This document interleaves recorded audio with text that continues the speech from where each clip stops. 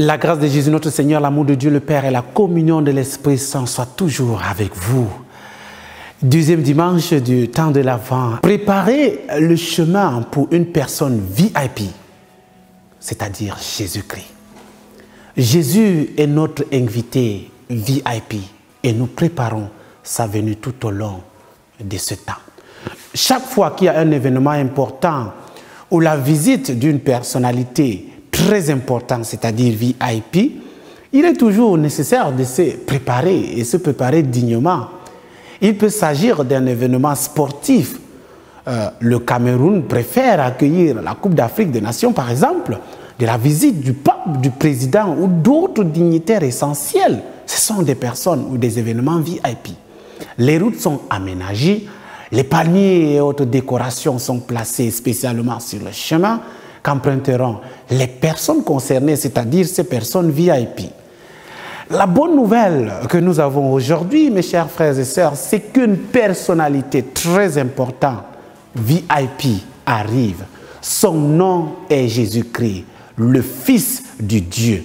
Marc chapitre 1, les versets 1 à 8. La bonne nouvelle, c'est aussi que quelqu'un a été envoyé pour préparer le chemin du Seigneur et rendre ses sentiers droits, c'est-à-dire Jean-Baptiste, déjà annoncé par le prophète Isaïe dans son chapitre 40, le verset 3. Il a été cet envoyé spécial, messager ou annonciateur, qui a ouvert la voie à la venue du Christ.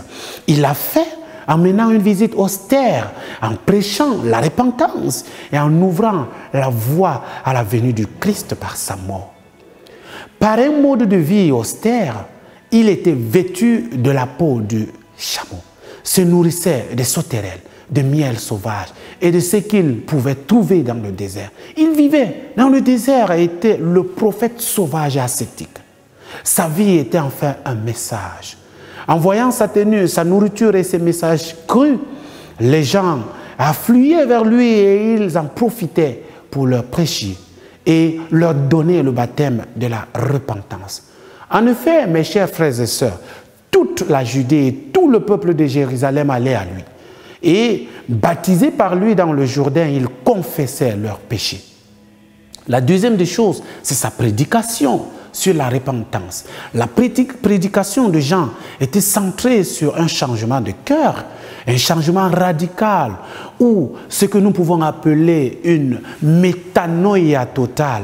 Nous ne pouvons pas rencontrer notre VIP, notre personne VIP Jésus-Christ sans une préparation, mais ce n'est pas possible, sans travailler à notre conversion et sans changer notre style de vie. En effet, Jean nous fait comprendre le sérieux et l'importance même de la personne que nous nous préparons à recevoir. Au cours de sa prédication, voilà ce qu'il dit. Quelqu'un me suit, quelqu'un de plus puissant que moi, et je ne suis pas en mesure de me mettre à genoux pour défaire la croix de ses sandales. Je vous ai baptisé d'eau, mais lui, il vous baptisera du Saint-Esprit. La condition préalable pour recevoir Jésus, qui est notre personne VIP, est donc dans la repentance. La troisième des choses, c'est la mort. Bien que cela ne soit pas indiqué dans nos lectures d'aujourd'hui, l'histoire de Jean le Baptiste nous apprend qu'il a ouvert la voie à la venue du Christ par sa mort, la mort de Jean le Baptiste. Une très importante personne VIP vient, Jésus, qui vient dans nos cœurs. Les montagnes et les collines de nos cœurs représentent notre orgueil, tandis que la vallée représente notre manque d'amour. Nous devons abattre notre orgueil et remplir les valeurs de nos vies d'un amour actif pour Dieu et pour notre prochain. Ce n'est qu'alors que nous pourrons accueillir Jésus, qui est notre grande personne VIP, qui vient habiter nos cœurs. Alors aujourd'hui, nous sommes donc invités à changer nos cœurs, à changer de vie, à effacer les cœurs, à effacer les personnes que nous avons au fond, gardées au fond de nos cœurs, à effacer les personnes que nous refusons de donner le pardon, de pardonner, de nous réconcilier. Aujourd'hui, changeons de vie, nettoyons nos cœurs pour accueillir notre invité VIP qui est Jésus-Christ. Que Dieu Tout-Puissant vous bénisse, le Père et le Fils et le Saint-Esprit. Amen.